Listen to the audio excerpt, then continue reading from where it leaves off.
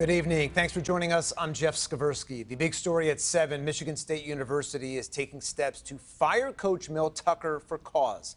It comes as he's under investigation for allegations of sexual harassment. Let's go live to CBS News Detroit's Terrell Bailey, who is live in Lansing tonight. Terrell has the very latest. Yeah, good evening, everyone. I'm live here on Michigan State University's campus. As you all said, it all concerns the head football coach, Mel Tucker. We've learned that the university has started to part ways with Tucker. This all comes after sexual harassment allegations have started to surround the head football coach. Now, Tucker has been the head football coach at the school since 2020. His contract was set to expire in 2032, bringing in an annual $9 million roughly. Now, with this latest development, it's clear that the university, they plan to terminate him.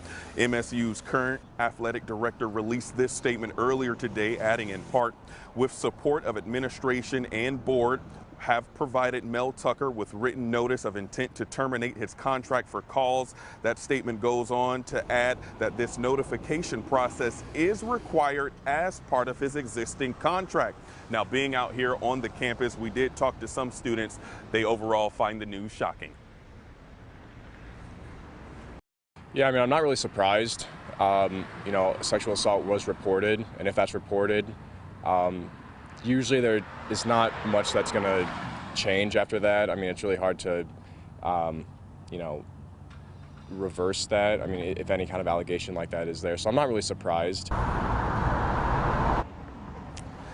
Now, Tucker does have 7 days to respond to present reasons to the university on why he should not be terminated.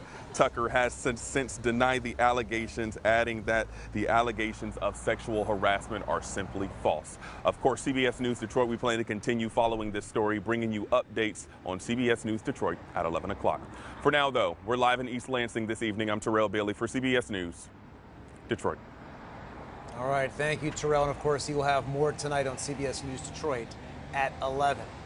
Well, to further discuss this, joining us now is CBS News sports anchor Ronnie Duncan, and the team is now in the hands of interim coach Harlan Barnett.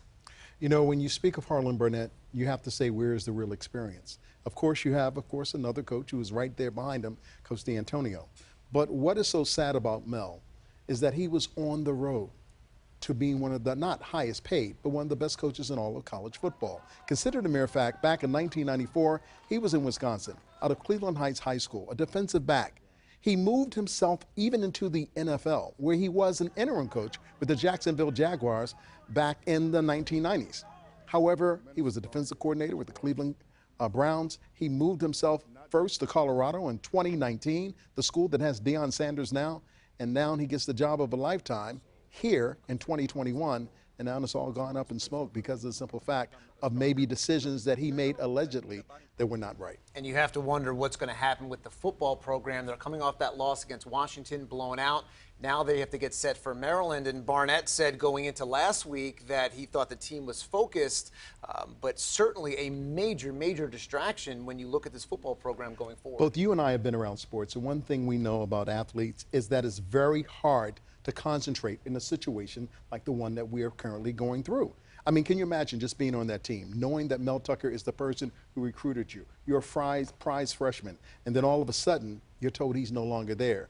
You no longer want to be at Michigan State and playing for the Spartans. This is a sad situation, regardless of how it ends, because when you speak of the young lady who was accusing him of the sexual harassment, she's a rape survivor. Yeah, certainly so. And she's been a part of the program, trying to be an activist. And he invited her. That's Correct. the one thing. He invited her to the program. So she was very much a part of it. And you have to sometimes question the relationship. But then it comes to judgment. And if you're telling your student athletes to make smart decisions, then my golly, you better do the same thing as well. Certainly so. And Tucker, again, has denied the allegations, saying that their relationship was consensual. And this is going down ahead of next month's hearing. But, Jeff, it doesn't look good, especially when you consider the past sexual harassment history of Michigan State.